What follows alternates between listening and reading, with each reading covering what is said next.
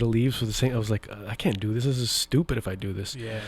But what urged me to do it was I kept thinking about, like if I were to fast forward my life, like close my eyes, if I were to fast forward my life 20 years from now, like which path would lead me to, look back and say, oh, I wish I would have done that. Not wouldn't have. Like if I do something and I mess up, that's okay. I feel like, it's not too bad. But if I do something and it doesn't work, at least I tried. I feel so that I just kept thinking about that, and it just like I wouldn't even be able to sleep at night. I was like, when am I gonna do this?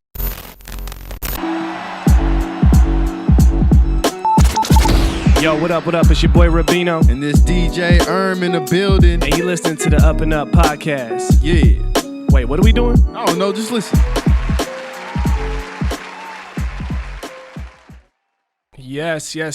Welcome. What it do? Ladies and gentlemen, you're tuning to the UpNUp Podcast on the UpNUp Network. I'm your host, Rubino. And I'm DJ man. What's up, DJ What's up, man? How you doing, bro? I'm good. How are you? I'm feeling blessed, man. Feeling good. Grateful. That's what's up.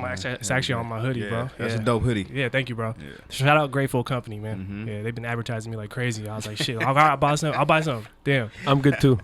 We're gonna get to you, don't worry. But yeah, man, if this is your first time tuning in, thank you and welcome. As I stated, this is the UpNUp Podcast. This is the podcast where we're focused on cultivating culture. We do that by providing amazing stories of individuals, groups, right? Hustlers, shakers, pioneers, people who are really carving the way for the future. Yeah. Future ahead, right? Yep. And building up and uplifting the community. Mm-hmm. Speaking of the community, as I like to call them, as we like to call them, the family members of the UpNUp Podcast and the UpNUp platform as a whole. Salute to y'all. We appreciate y'all. We love y'all. And thank you for everything, man. The energy, the encouragement. Always. We're going to do something special for y'all. Yeah. Soon. We For plotting. real. We scheming on it, right? For real. Yep. Okay, yeah, for sure. And if this is your first time tuning in, again, welcome to the family, man. With that said, I think it's best to just get straight to it, right? Yeah, let's do it. For most guests who follow us, they know what we're about. We always want to make sure we bring a compelling, uplifting, inspiring story to our audience, right? And to our family, I should say.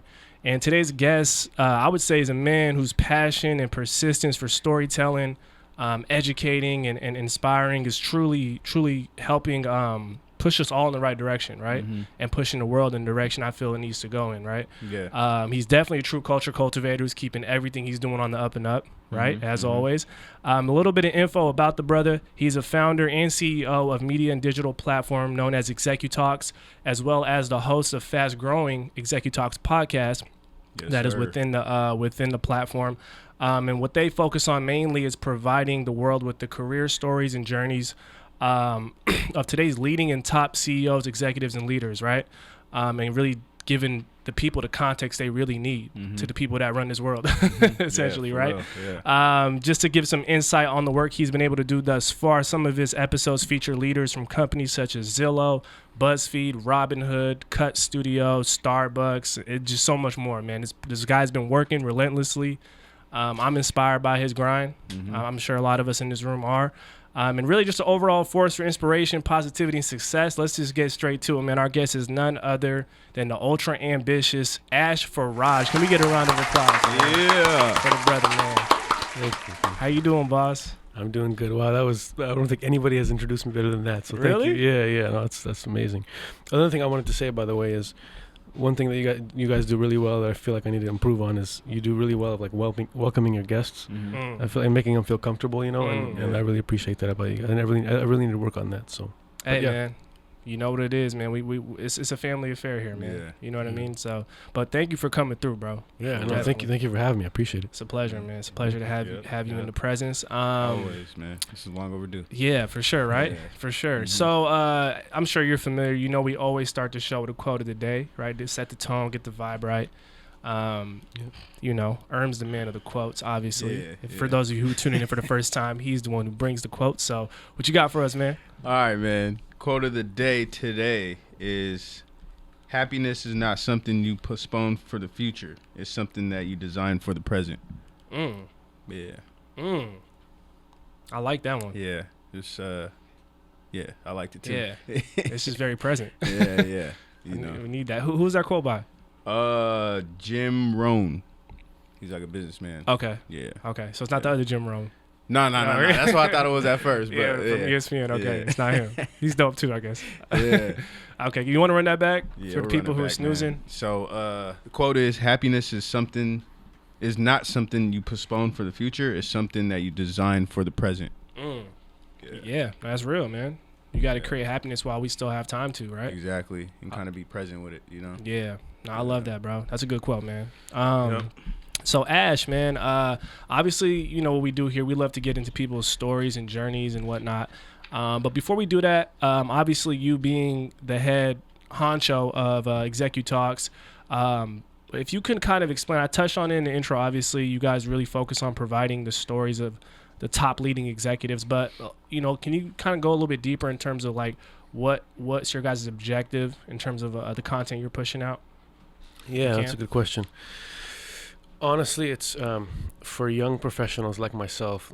You know, I was a young, like just out of college or a couple years out of college, who feel like they are, like they're trying to find their way. Like, how many people have you talked to that are just like, I don't know what I want to do yet, or I don't know what my passion is. Yeah. To say that it'll be okay. Mm-hmm. I feel like if I could sum it up concisely, that's the objective. Yeah. It's like giving people that assurance. Yeah, exactly. That you don't have to have it all figured out. Yeah, exactly. Like I'll use an example. Our last guest, Starbucks former president, was, he went to Everett Community College and didn't graduate.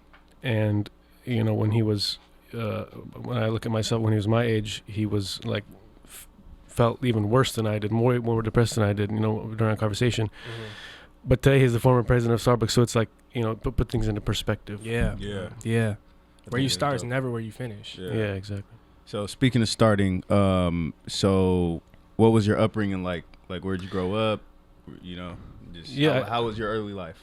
I don't know if it's that exciting, but I grew up in Seattle, shoreline area, pretty typical. I was a rebellious kid, I would say, that just didn't really respect the teachers too much. Nahum knows I knew him in high school. Was he with you on that rebellious?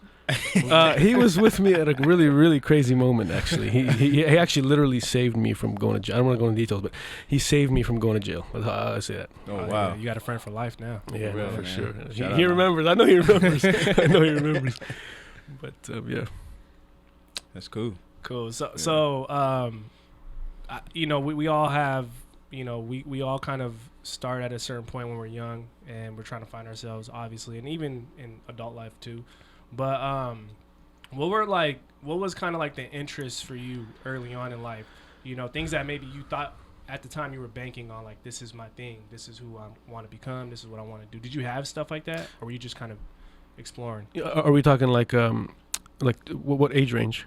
Like teen years, I would say. Teen years? Yeah, yeah. Man. To be honest, when I look back, all I could think of was, playing video games and just, doing silly things. Like I never thought about, what I was going to do in the future or whatever. But at that age, to be honest with you, like, I'm just going to be completely honest.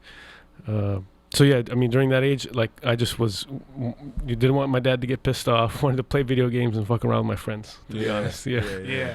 No, it's dope to explain that too, because it's like, I swear if we all look back at like what we were when we were teenagers, right?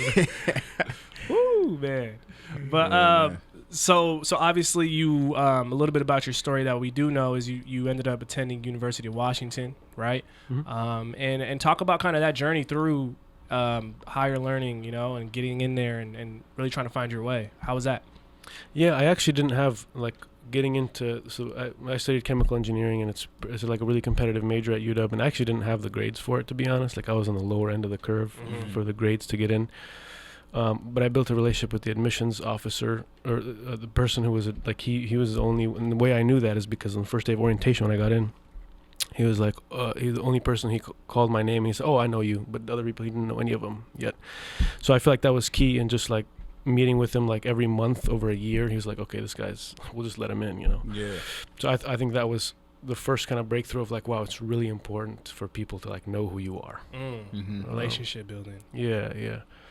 So yeah, but I still didn't do that well, even in engineering. That's another lesson. Just because you know people doesn't mean you're good. Exactly. You better know some stuff too. Exactly. Yeah. So what was like your mentality like when you first got to college? Like what was your first kind of impression of it? I think like, I'm sure Ari feels the same way and you guys feel the same way. Like when we get into college, we want the experience, but at the end of the day, we want to hustle. We're there because we're looking for opportunity. And so I was just like, man, honestly, just to be honest, like when I was in college, like how can I make a lot of money? Yeah. That's all I was thinking about. Because you're spending money to be there. Yeah, for real. I'm not gonna make this back. Right, exactly. Yeah. And but I just a quick story. I remember like I coordinated the career fair at one point when I was a senior, and that was like also a big eye opener for me in terms of like how important access is. Mm-hmm. I think you remember the CBA career fair at CBA. Yeah, so I coordinated that fair, and there was like 135 companies there, and I had like direct access to each of their hiring managers, and like I could just email them, and even a few of them like took me out to lunch and stuff, and they're like, if you want a job, we'll give you a job. And so I felt like I just over time I just learned more and more how important it is to just have access to people. Yeah. And relationship building is key, man, because I think that's something that you just probably naturally are good at, right? And you have that a lot of people, they have all the skill set that they need.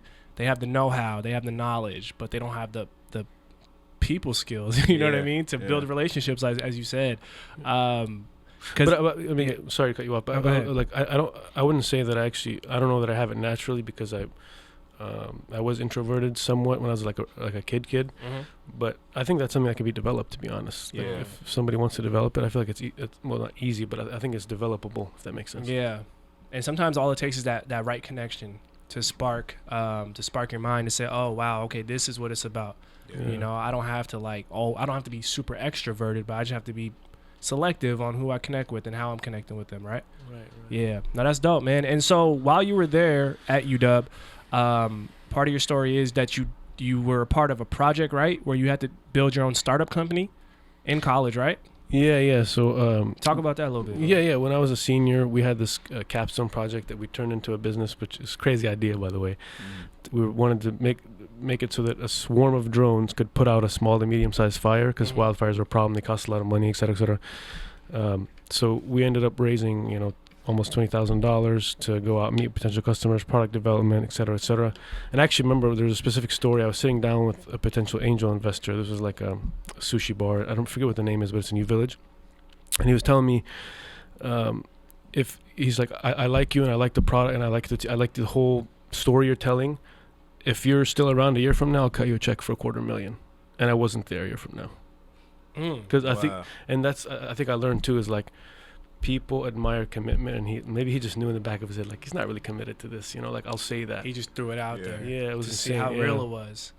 Yeah, but the reason it ended up failing was actually because there was like literally 11 co-founders, and we just had too many people involved. Yeah. And when you have that many people involved, the dynamics are just too complex. And but it started as a school project. Yeah. And then I'm trying to figure out, so it's a school project, but you're looking at it as like it's a real thing as well too, right? Yeah, and we all were. Okay. Yeah, we all were doing that, and we had like a team of chemical engineers who were working on like, because when you have like a drone, it can't really hold that much weight. So like, how can you have like a low density chemical that you can put out that can put out a fire? And then we also had aerospace engineers.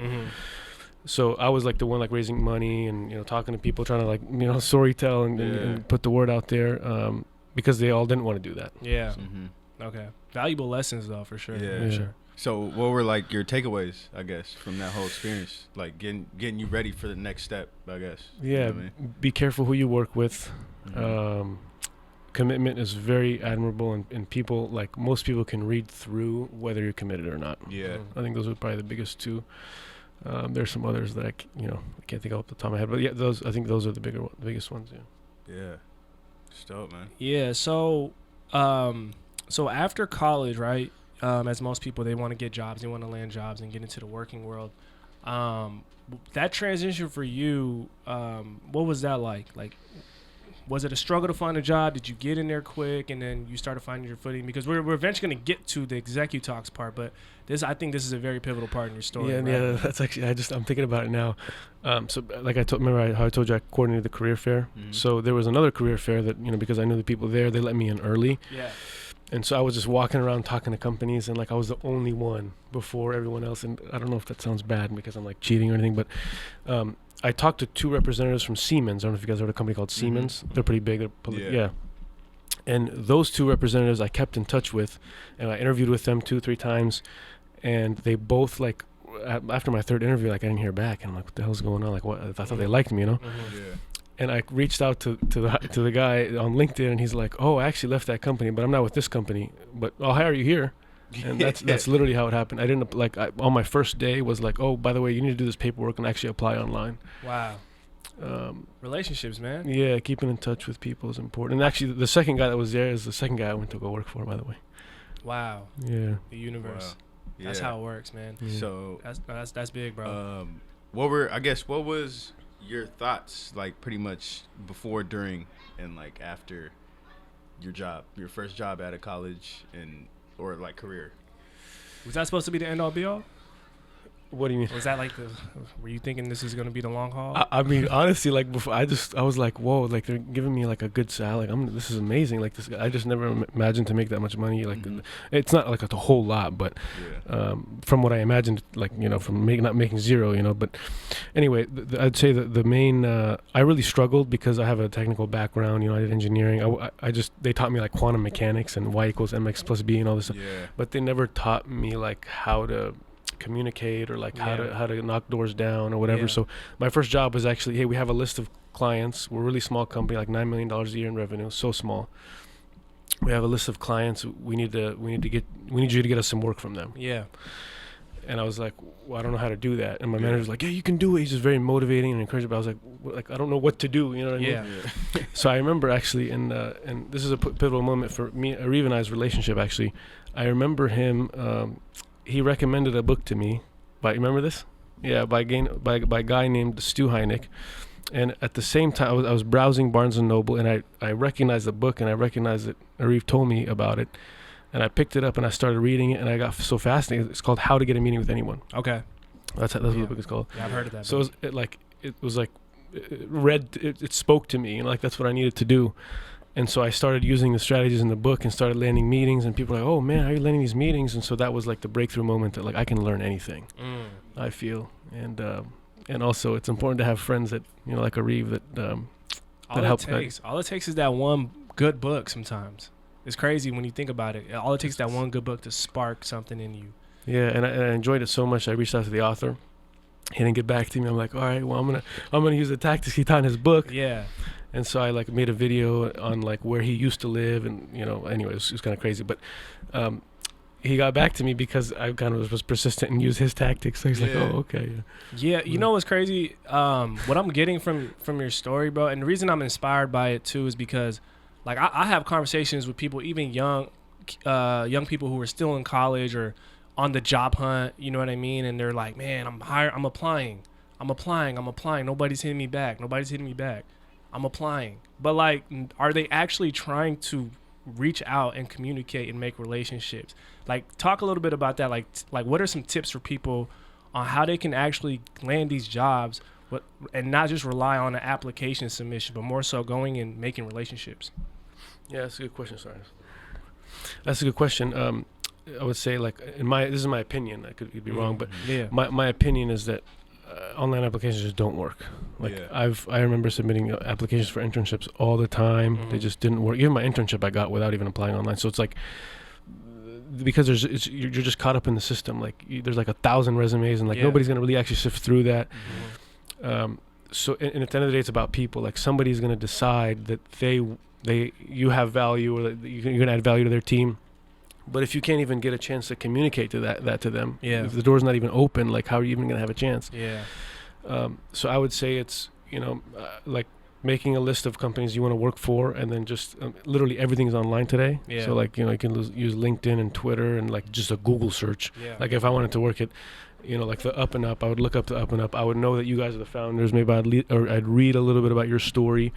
And I'd craft an email that speaks to you, that shows that I'm not just like saying, hey, I want a job, but I'm saying, hey, Robbie, and I've heard a couple of your podcasts, by the way, and this specificity is important. It's very important. Personalize it. Right. Like, hey, and I listened to this specific episode, and I think, maybe even suggest on how to get better. Yeah. I think maybe that could, but yeah, I'd say that's the message. Is specificity is important, and doing your research, and most people just don't do that. You know what I mean? Yeah. So it's not really like a secret. It's real work. It's real work. No, you're right, man. Because now that I think about it, I'm like, damn, there'll be times where, like, I come off as like, oh, I'm just trying to get a job, but I'm like, dang, if you really just do some research and let them know something about the company, it's like they're like, okay, this guy gave effort more than anything. You know what I'm saying? So yeah. That's and another thing is, like, you also got to be creative with the methods too. So like if you're emailing and it doesn't work, well, maybe you got to try something else. And I know Reed knows about this too, but try direct mail, or try going. I don't know, maybe going in person is too much, but there's other, try other ways is what I'm trying to say. Just try, like really try though. Yeah.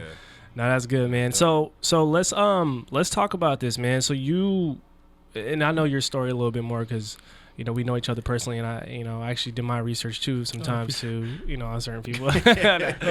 Nah, but real talk, man. Like, you had a moment where you were really excelling for the companies you were working for.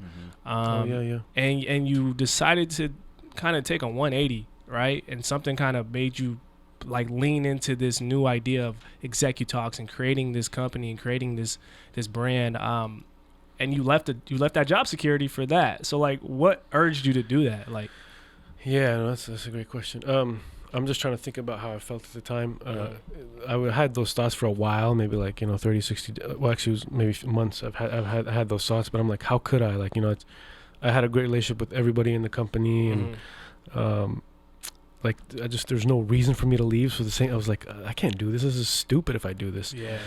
But what urged me to do it was I kept thinking about, like, if I were to fast forward my life, like close my eyes, if I were to fast forward my life 20 years from now, like, which path would lead me to, look back and say, oh, I wish I would have done that. Not wouldn't have. Like, if I do something and I mess up, that's okay. I feel like, it's not too bad. But if I do something and it doesn't work, at least I tried. I feel so that I just kept thinking about that, and it just, like, I wouldn't be able to sleep at night. I was like, when am I gonna do this? Yeah. And I just did it. And I remember I even like wrote like a long heartfelt letter to my manager, and I handed it to him, and he was like, that's not your resignation letter, is it? And he started laughing. I'm like, oh shit, like, it is. Oh my god. Yeah. How did you know? Yeah. And then he was like, and then I didn't laugh, and he, like, his face turned, like, you know what I'm saying? Oh my god. He's like, bro, yeah. oh, wait a minute, so this is not a joke, you know what I mean? Wow. He's like, can I open it now? I'm like, all right, go ahead and open it. So he opens it, and he starts reading, and he's like, anyways, but yeah, so yeah. That's a big And I actually step. stayed like an extra month and a half, because he said if you could stay an extra month and a half, so I did what I could. Yeah, for sure. Yeah. You gotta transition how you transition for sure. So what was like that? I guess that first week, like when you're just like out of a job, or like you left your job and then you're like trying to go into something else. Like, what's that feeling like? Yeah, it wasn't bad, because we actually had a lot going on. We had interviews lined up, like with like the first couple ones that I remember, like White Pages and Parody. So they're like already big tech companies that were so like, I felt excited. Like, I wasn't like scared. I didn't have fear at all. Yeah, for sure. But I had the fear before I quit. Yeah. But after I went through, I'm like, okay, I don't have the fear anymore, and I just started working. Does that answer your question? Or was it? No, that's you enjoyed it though. Yeah. There's no fear when you enjoy what you do, right? Exactly. Yeah. Even if it's a lofty goal, regardless, it's about how you feel while you're doing it, right? Yeah. And I always think, this is not to be like depressing, but there's a lot of people right now like that I don't have food or clean water, and I'm just like, I'm over here like stressing about, I have food and clean water and a shelter, like that's all I need, you know what I mean? Facts. Be grateful. Gotta be grateful, man. Exactly. Yeah. No, that's real, man. So I'm excited to get into that part of your story, because there's a lot of people who, similar to you, they're sleeping on their ideas, right? Not to say that they don't believe in them, but they're just harboring them, and sometimes it just takes starting it, right?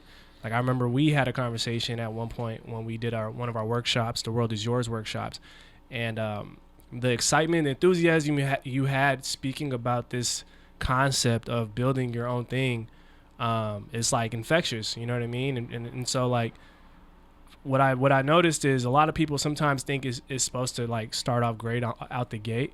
But talk about some of those early struggles to kind of find your footing, something that kind of like you had to go through and you knew it was coming, but you didn't know. You know what I mean? When you're first starting out. So you mean like what are some struggles I had that I didn't anticipate? Yeah, early on with ExecuTalks, you know, like to get it settled, I guess. Yeah, the dynamics of starting something with a good friend of yours. I think it's so hard to separate like work from your friends. That was really hard. Also, a lot of people, just said no. Like I remember one time I did something crazy. I like literally bought a painting because I really wanted Dairy Gold CEO to come on our show, and they're headquartered in Soto. So I bought like a $60 painting of like him and his brother, because his brother was a Speaker of the House. Paul Ryan was his brother. Okay. And so I painted a picture of them. It's kind of, my wife's not kind of creepy. And it said like Rotary Gardens, which is like a garden that's next to their home. It sounds really creepy. Yeah. Where they grew up. That's research. Anyway, yeah, that's literally so that can backbite. But so I dropped it off at their office, and what's this? I'll get back to you. And I kept calling the assistant like every other day, and she just wouldn't answer me. And I'd left like 3 or 4 voicemails, and finally the VP of Legal Counsel calls me. And he's like, he's like laughing on the phone, like he thinks I'm a joker. This is really funny.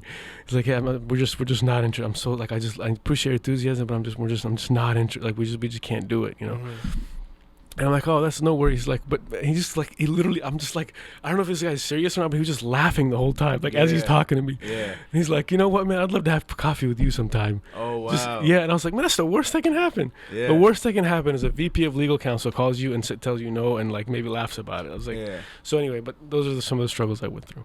Man, bro, but that persistence you had early on in life and things that you were doing, it translates to anything you want to do, right?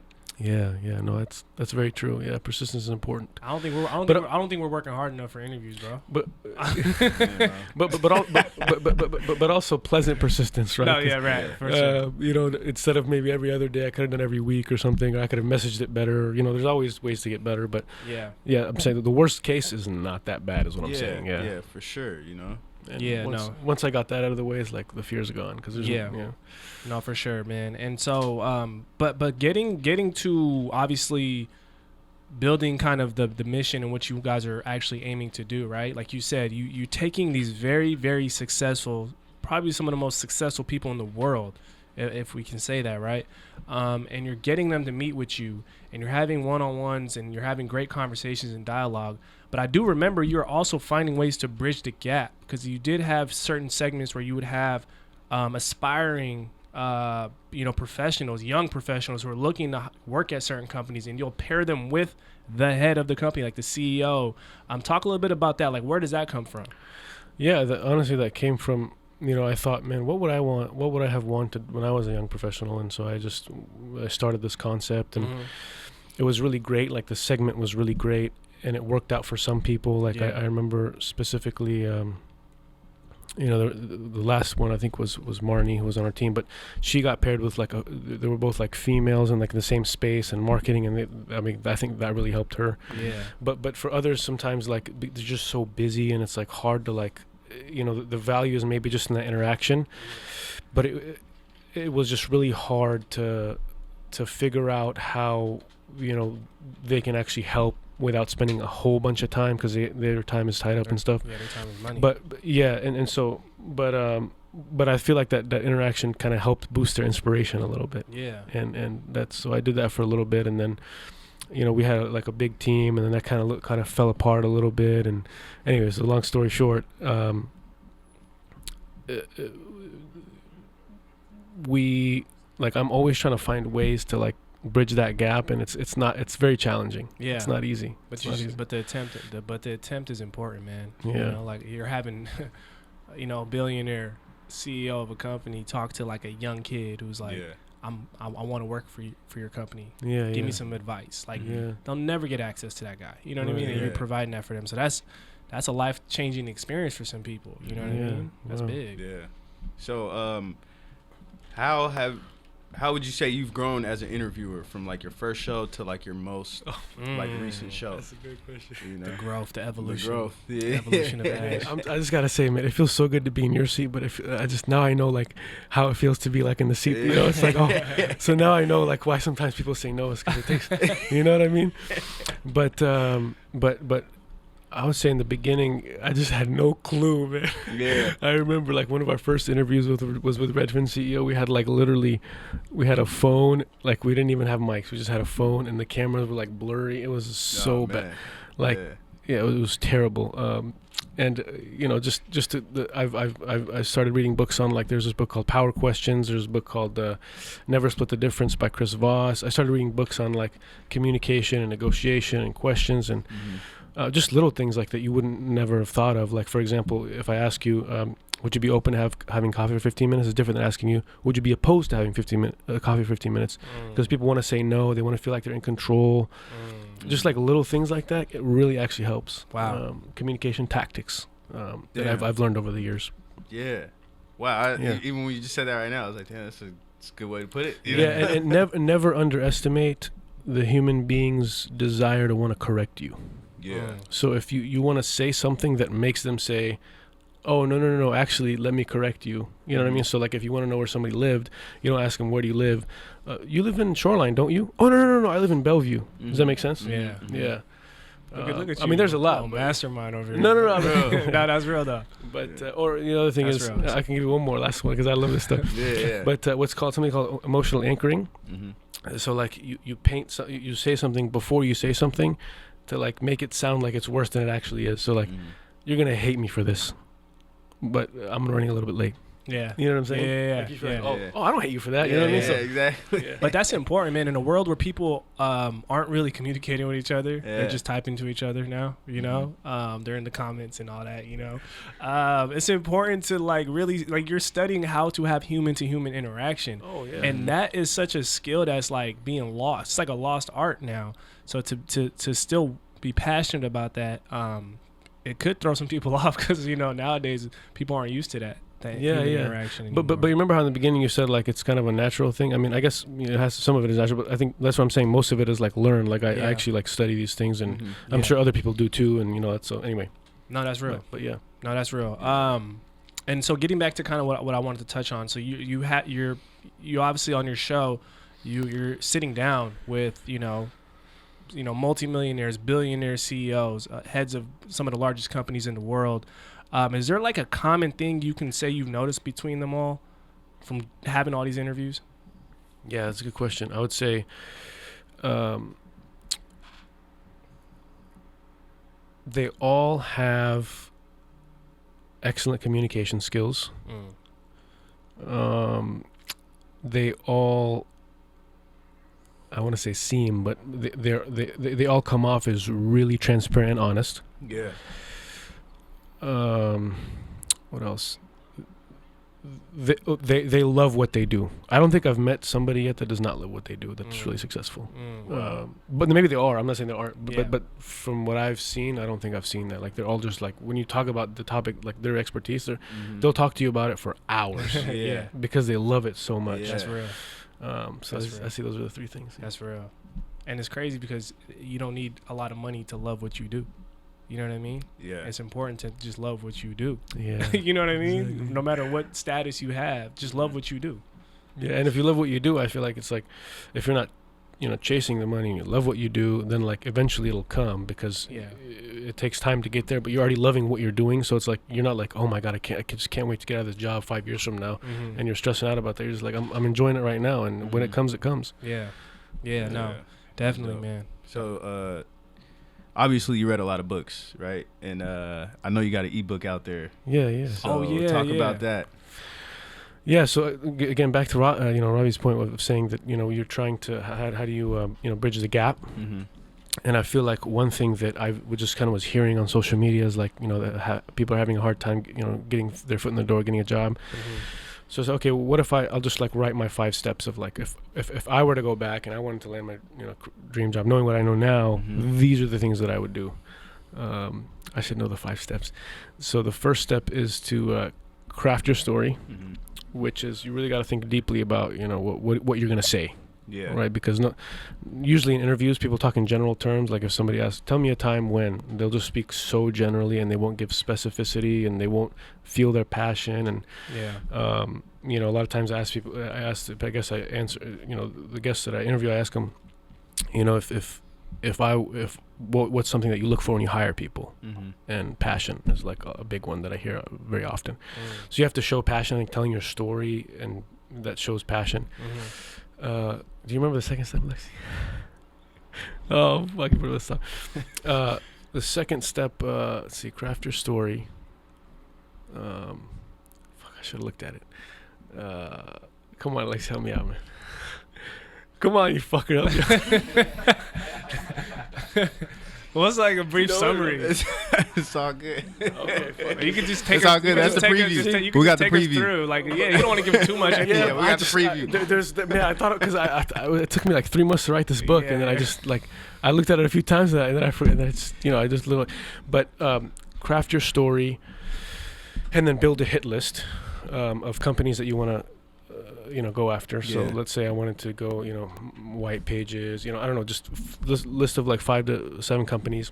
Yeah. And then a list of like key decision, like, so if you wanted to go to marketing, then it would be like the CMO of each one, or the vice president of marketing of each company. It's kind of crazy, but you can kind of find their contact information online a lot of times. And if you don't find it, you can actually guess it. So, you know, I would guess first name dot last name at their domain, and I'm sure you know what I'm talking about. First name at domain, or you know, there's different combinations. You could just try all those combinations, see what works. So building a hit list, figuring out how to get their contact information, doing research on them, and then what I call creating, I don't know what I call this, but creating executive messages, which is like the personalized messages that I'm talking about. Like, how do you create those messages? And then you send those messages, and if it doesn't work, email doesn't work well, I literally built like a process flow chart of like, do this, if this doesn't work, then do this, if that works, do this, like literally a flow chart that I'm happy to share with you guys. But that, and then once you land it, well, then you tell your story, and you know, you communicate what you have been working on. And if you don't get it, well, then whatever, you go move on to the next one.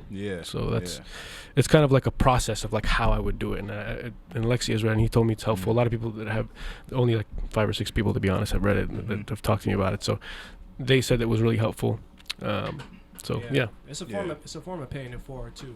You know. That's the most important part. A lot of people, you know, a lot of people in your position, sometimes people wait till they're like, they deem themselves to be super successful to pay it forward.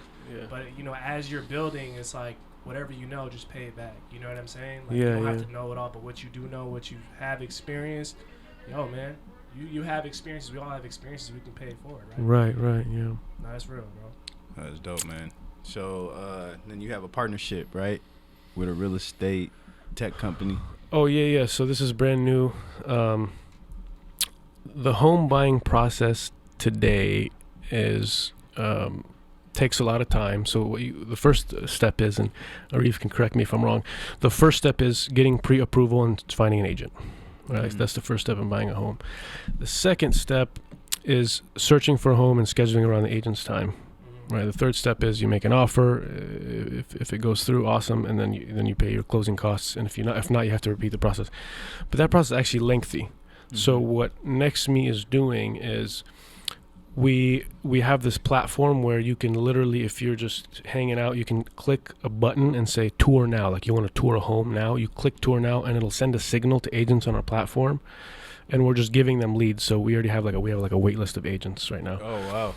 So they like, if you're an agent and you get a buzz like, oh, somebody wants to tour a home right next to you, then you can go they get a tour within 20 minutes, 15 to 20 minutes. Oh wow. Instead of having to schedule around an agent's time, et cetera, et cetera.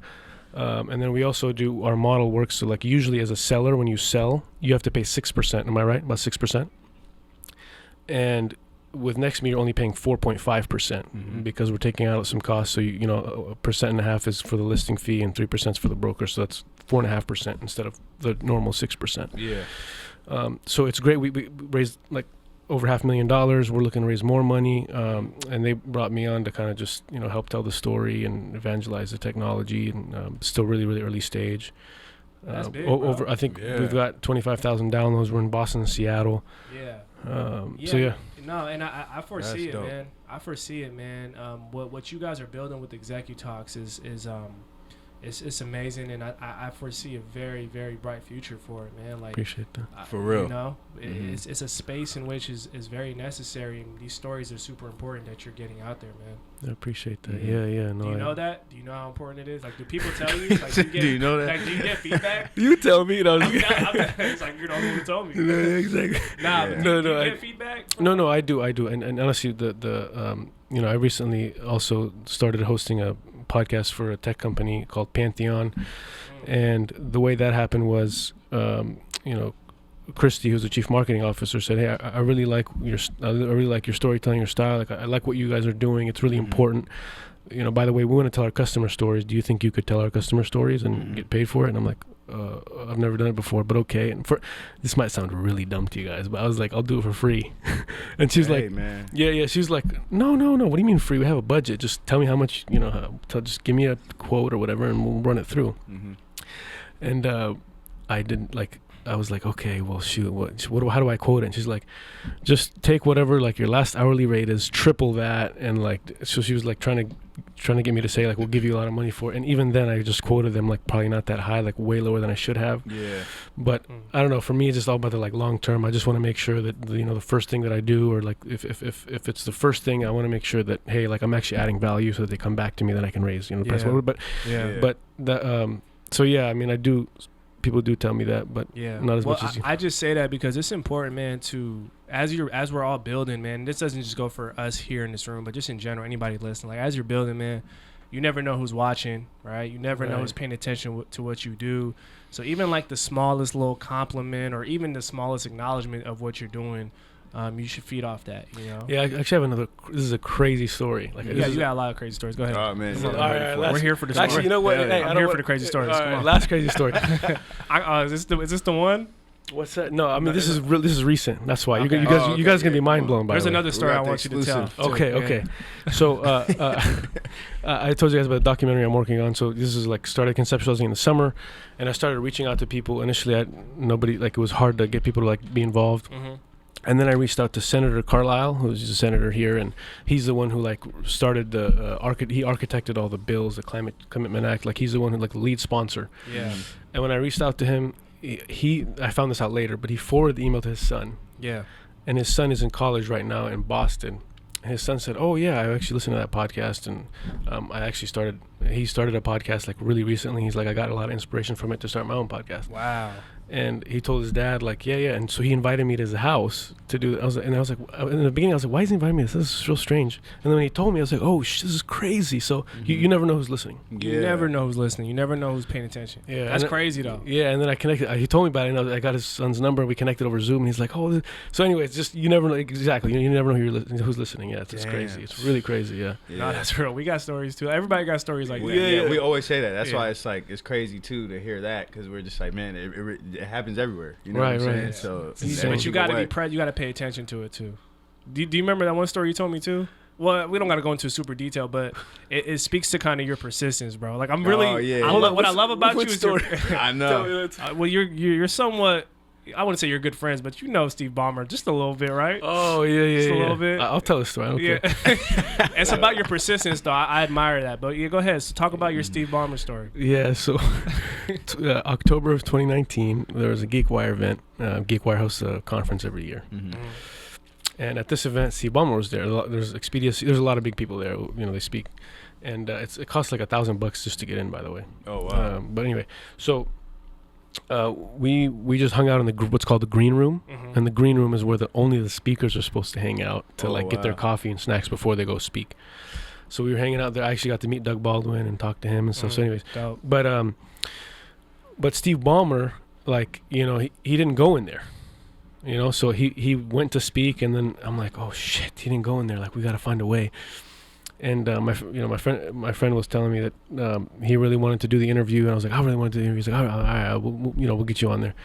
So just set up the camera, make sure everything's ready. I'll fish him in for you, and then you eat the bait. Strategy. So I told his assistant, I saw him walking. I said, hey, I was wearing a suit. And I said, after, literally just very simple, after Steve's speech, he's supposed to go to the green room. That's it. That's all I said. Yeah. And she's like, oh, okay, yeah, no problem, okay. So as he's walking out, he starts to get swarmed. I'm telling you, there's like tens of people like trying to talk to him. I'm like, shit. I'm like, we're losing him because he's walking towards the elevator, right? And then I just grab his assistant because she kind of like backs away because there's so many people swarming him, right? Mm-hmm. And I'm like, Lisa, we're supposed to go this way. Yeah. That's all I said. You're running the show, bro. Yeah, and she doesn't. But she thought I think she thought I worked for like Equalizer. Yeah. Smart. So funny. And she's like, hey, Steve, it's this way. So she grabs him, and we go in the green room. He walks into the green room, and then they look so confused. They walk in there. Steve's like, bro, he looks so like pissed off, you know? I'm like, what is that pissed off about? And then Lisa doesn't know what's going on. She's like, yeah, we're, and I explained to him, I'm like, we're just going to do a quick interview. He's like, yeah, Steve, we're going to do this quick interview. And he's just like not having, he's like, I got to go. I'm like, no, Steve, we got to do this 30 seconds quick. And we're going to ask you some awesome questions. Like, what's your childhood nickname? It's going to be great. It's going to be awesome. Yeah. It's like, he's literally like trying to go. He's like trying to leave. And I say the same thing again. I say the same thing again 3 times. Like, all right, let's go. Let's just do it. Hurry up. And then so we do it. And and this guy, and we can end it there too. No, I don't give a damn. And so my friend said, he's at the end of it, he said, "Go Lakers." He literally looks at the camera. He says, "Go Lakers." Oh my god! And he lost it, I bet. Yeah, and he actually shoved him really hard. He shoved him really, really hard, and then he walks out. He's like, "Jesus, I'm out of here!" And my phone is in his pocket because it's recording. Oh my god! And so I actually hear the rest of it after, but he walks out, storms out with his assistant, and like, you know, he's saying like he's all pissed off in the recording because I hear it later. But and then I was like, hey man, can I get my phone? I'm in the elevator with him, and I didn't say anything. I'm just in the elevator. And he's looking at me like, why is this guy in the elevator following me? Yeah. He doesn't know he has my phone. The mic is still here. And then like when he walks out the elevator, I'm like walking behind him. He's just like looking back. I didn't tell him he has my phone yet. I'm just like, I just want him to ask, like, you know. So he's like, are you following us? He's like, are you following us? I'm like, no, hey, I'm so sorry. You have my phone, you know. I didn't want to. I'm so sorry. You got my phone, Steve. Right. He's like, oh, and then Lisa started apologizing and stuff. I'm like, all right, let me get a picture at least. And, you know, he's got a picture and got out of there. And I don't know how, but within 5 minutes, they found both of our emails and just sent us like, hey, please do not post this reaction. Oh, yeah. And I was like, how the heck did he find my email in like 5 minutes? It was crazy. Yo, man, I just love that story because it just speaks to your tenacity, bro. You know what I mean? To get what you need and not be afraid to try. Even in those situations. I don't think he likes me anymore. I think if he saw me, he'd probably turn the other way. But hey, Steve, if you're watching this, man, Ash is a changed man. He's man, I changed. He's ready for you whenever you want to do an interview, man. But that's a dope story, man. I just love that's an amazing story. Just, you know, don't be afraid to step out there and go after what you want, man. Appreciate it. So I also wanted to ask you, bro, because you brought up like storytelling and stuff. So what's your like opinion of a good like story structure? Yeah, that's a great question. If I can put it briefly, it'd be like a hook. Because I think about it like when I read, I'm actually like talking to myself. Yeah. Do you guys do that too? Yeah. Like when you read, you're talking to yourself. Sure. So it's actually like voices that you're hearing. Mm-hmm. And so anyway, I would say the first thing is like a hook. It's like a sentence that hooks people in, like, you know, yesterday I almost died, or, you know, maybe not like dramatic, but yesterday I almost got in a car accident, or yesterday I saw a fire when I was driving. Like that hooks somebody in because it's about survival. It's about something crazy, you know. And then the next thing is there has to be some kind of character that faces some kind of struggle. Mm-hmm. And then if it resonates with that person, like if that person can empathize with your story, like they can put themselves as your character, as you, that's even better because they're it's what's called narrative transportation. So their brain will go towards what you're saying, like as if they're living the moment, you know? So a character that faces a struggle, and then a moment that led to a resolution. So where was the moment that led to that resolution? And then the punchline. There has to be a punchline to everything, which is kind of like what you're selling. You know what I'm saying? Your punchline could be, so that's why you should buy the UpNUp hats, or you know what I mean. So, but yeah. We don't got no hats available. You should though buy them when they come out. But go to UpNUpClothing.com, get some merch. I like that. Thanks for the shameless plug, bro. Now, we obviously before we get you out of here, obviously you're not alone in this, right? You have a team and you have people around you on your team. You actually got your good friend here, business partner, Alexi. Alexi. Let's bring Alexi up here, man, and kind of get you a chance to. Do you want to come up here and show your face? Yeah, of course he does. Come on, man. And how did you meet Alexi? You go ahead. Tell us how you say it. Actually, don't. Well, actually, I can say it. Welcome to the show, man. Thanks for having me. Yeah, man. Yeah. You talking to the mic. Yeah, so Ash posted a link, or he posted it on LinkedIn for an intern, actually multiple intern positions. Okay. And I hit him up because I recently had lost my job and I was bored. And I'm like, hey, I'll help you out. And we started talking, and yeah, it was multiple months of trying to figure out what exactly the team structure would be, and then eventually one thing led to another, and I just ended up producing the podcast. Yeah. And talk dope. about that in terms of like someone reaching out to you and saying, hey, this is what I got going on. And what was it about ExecuTalks that kind of made you say, yo, okay, I know I can do the job, but why would I want to do it with this guy and this concept and what they're pushing? Like, what was it about ExecuTalks for you?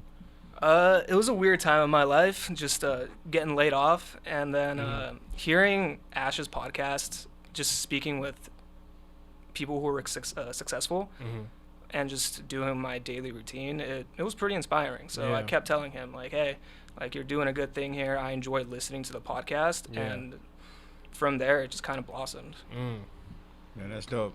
So what's like your process in like producing the show? Like something you do for like, you know? Making sure that Ash properly speaks into the microphone, which you guys called me out on as I sat down. So just making sure that he's doing the right things, and once we get everything all in order, just cutting it, mixing it, making sure that it sounds good. Yeah.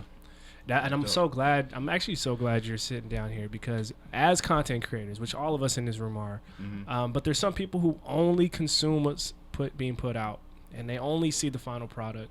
I can speak, I know, you know, but what are some tips for like up and coming aspiring content creators to really understand when they're about to jump into this lane of building content and putting it out consistently, obviously, but that's the key, is consistency. Just do it, and don't listen to what other people are telling you, like it's a waste of time or anything like that. Just keep going, and it's a journey. So you're not going to get it right away. You're not going to get it on day one. It's going to be 2-3 years from now, because no one starts super professional. Yeah, like everybody's got to have that journey to the point where they're going to be at in the future.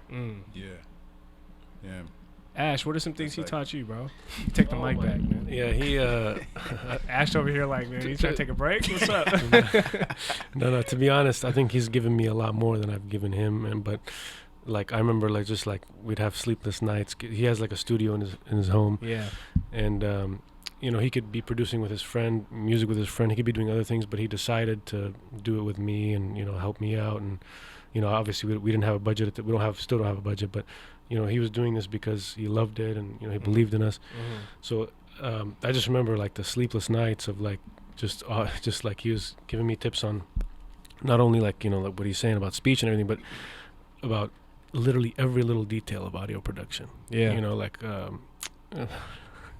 you're gonna be mad at me because I forgot some of them, but you know, like the gain here, or like, you know, the compression when you compress things, and you know, like you guys would probably think I'm stupid thinking about this, but talking about this, but you know, like he taught me a lot about that, and about also like how to mix. I think was important. So like, you know, how do you mix music with the audio? How do you make cuts? I think he makes cuts really well. And also, he's just like, I don't know. I think I probably would have quit if it weren't for him. Like he really like kept me motivated, and was like, dude, I believe in you. And I'm like, oh man, like if one person believes in me, that's all I need. And he was the only one that believed in me. So that's beautiful, bro. Yeah, that's big, man. Yeah, because you know, I don't know if you know, Issa Rae has this like famous quote, or this famous thing where she talks about how it's better to network across sometimes and not up and down.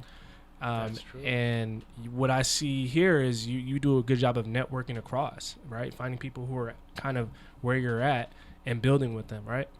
Yeah, no, I agree. But I think in this case, it was actually Alexi that did a great job, to be honest. Yeah.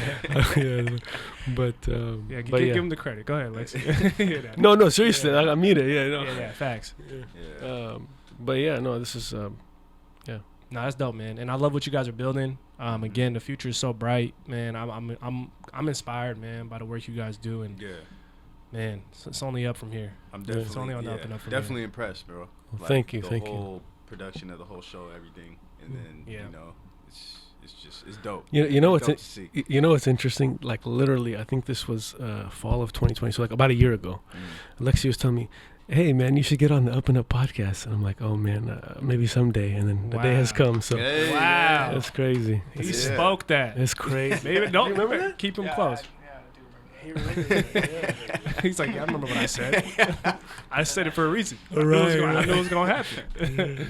That's what's up, man. Well, hey, man, we're super proud of y'all, man, for sure. Obviously, but before we get y'all out of here, we always ask this question to cap off the show. Hold on, my bad. Oh yeah, go ahead. We got it. Before you ask that, but can you drop your social media? And, like, where they can find you guys and sure, yeah. like that? Where can people find you and pick your brain about all the stuff you just told us? I mean, you can find me on any social media. You can find Alexa on any social media, pretty much, right?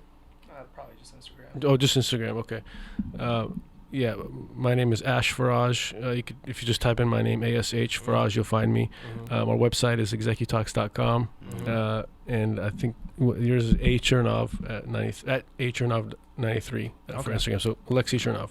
Okay. And ExecuTalks.com, and then they can follow you guys at ExecuTalks on socials as well? Yeah, or you can follow me personally too. I mean, either way. Okay. But cool. We'll make sure to plug people too, so they know. Yeah. Hell yeah, man. Well, now can I go ahead? Okay, yeah, you got it now. Thanks for keeping me up to speed, bro. You know, sometimes I'll be drifting off. I don't even know. Cool, man. I need to be produced sometimes. You know what I'm saying? Good. But yeah, man. So before we get you out of here, we always ask this question. So if you can, actually, both y'all can ask this question or answer this question. What's one word to describe what keeps you on the up and up, and why? Either one of y'all can go first. It's cool. Just make sure you talk to me. Can I have like a few seconds to think about it? Oh, yeah. Okay. Let me just think about this. So Lexi's going to go first then? All right, fuck it. Do I go first? He's like, give me mic. Persistence. Hey. And why? Why persistence? Ooh, that's a tough question. Just never give up. That's it. You're not going to achieve your dreams if you give up. And that's it. For sure. I love it, bro. My one word is Alexi. But that's a name though. No, it has to be one word though. Okay. Come on, Ash, man. Play the game, man. Let's see. I want to say passion, but I feel like that's just so like cliche. But I'll just say passion. Why passion? Just because I've heard from so many people that that's what they look for when they decide to partner with someone or hire someone, or that's something that I just never see lacking in anybody who's really successful. Is like driving like a fire inside of them, like, you know what I mean? Like, it's just, they love what they do. That's the truth, bro. And that's just, I know it's cliche, but it's so true. No, I think it's a good word that you picked because it was like the theme of everything you were saying. Right. Like, Yeah. Everything was passionate, bro. So. And most things that are cliche for a reason, because they're true. You know what I mean? I just wish I would have given you a more unique answer or something, but. You gave us enough. Good. You gave us more than enough, actually. And then not just us, but the audience and the family members who are listening. I'm sure they're going to be tapping in with y'all, man. So, but man, like we said, man, we're super proud of y'all. You got support with us here at the Up and Up always, man. Moving forward, keep building, keep grinding, and keep everything on the up and up, man. And with that said, I think it's safe to say, man, Ash, Faraj, Alexi, and the whole ExecuTalks team are officially members of the Up and Up. Can we get a round of applause, man? I'm excited. Yeah. Appreciate you, bro. Thank you, man. To continue supporting the podcast and the entire Up and Up movement, be sure to rate, review, like, and subscribe. As well as follow us at _the Up and Up on all social media platforms to stay connected with everything the Up and Up has coming your way. Thanks for listening, and until the next one, keep it on the Up and Up.